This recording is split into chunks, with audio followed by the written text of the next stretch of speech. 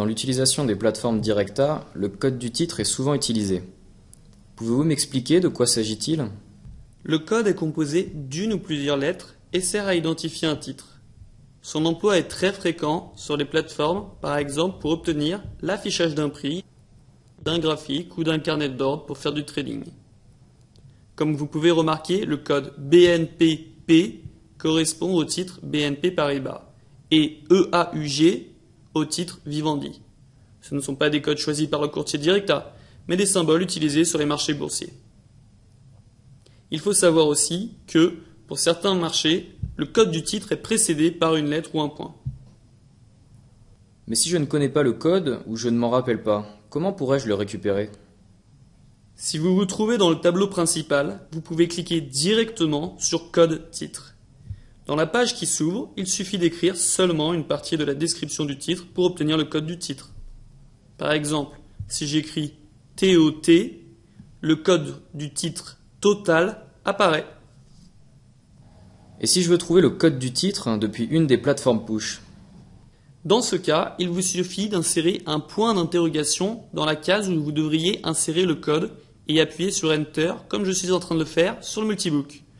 Une page web où vous pouvez obtenir facilement le code qui vous intéresse s'ouvre, et si vous écrivez GDF pour chercher le titre GDF Caisse de France, vous obtiendrez les codes de tous les instruments financiers cotés en bourse qui contiennent le mot GDF. Vous choisirez alors celui qui vous sert et qui vous intéresse le plus.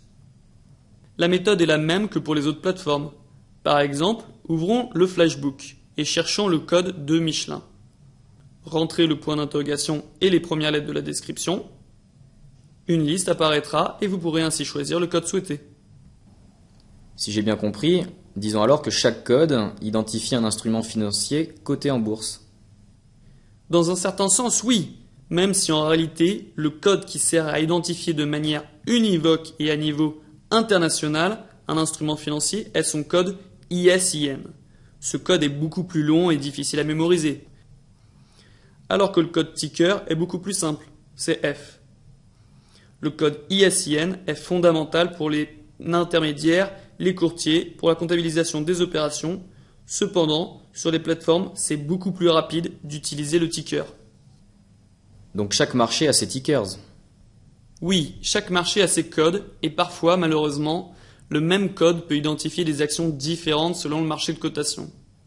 Par exemple, F identifie Fiat en Italie, mais aussi Ford aux États-Unis. Pour cette raison, Directa a choisi d'utiliser des préfixes pour spécifier le marché sur lequel on demande le cours d'une action, sauf pour le marché italien pour lequel il n'y a pas de préfixe. Par exemple, avec F, il s'affichera l'action Fiat sur le marché italien, et si vous voulez obtenir le prix de Ford dans les États-Unis, il faut écrire .F.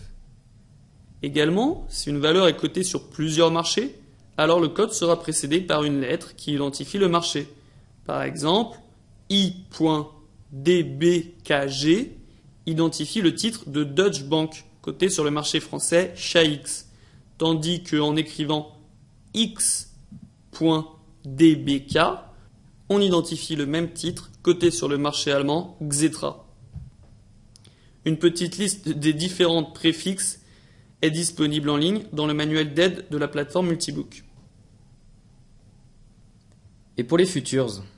Les futurs aussi ont un code et vu que ce sont des instruments financiers qui ont une échéance, leur code est composé par le préfixe du marché de cotation, le code du titre en soi-même et l'échéance, c'est-à-dire le mois et l'année. Vous pouvez utiliser une liste pour comprendre avec quelle lettre est combiné le mois de l'année selon le marché. Pouvez-vous me donner un exemple? Bien sûr.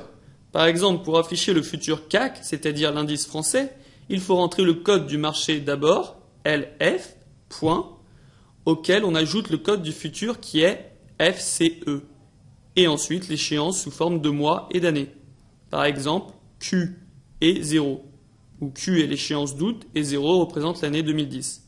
Donc on obtient LF.FCEQ0.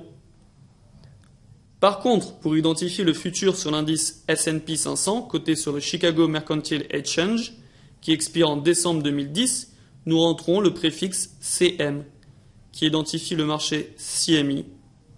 À cela, on ajoute le code du futur, qui est ES, le mois de décembre, qui est Z, et enfin l'année 2010, qui est 10. Donc, on obtient cm.esz0. Du fait qu'il n'est pas facile de se rappeler de tous ces codes, vous pouvez trouver en sélectionnant Info depuis le tableau principal une liste des codes des futurs négociables avec Directa.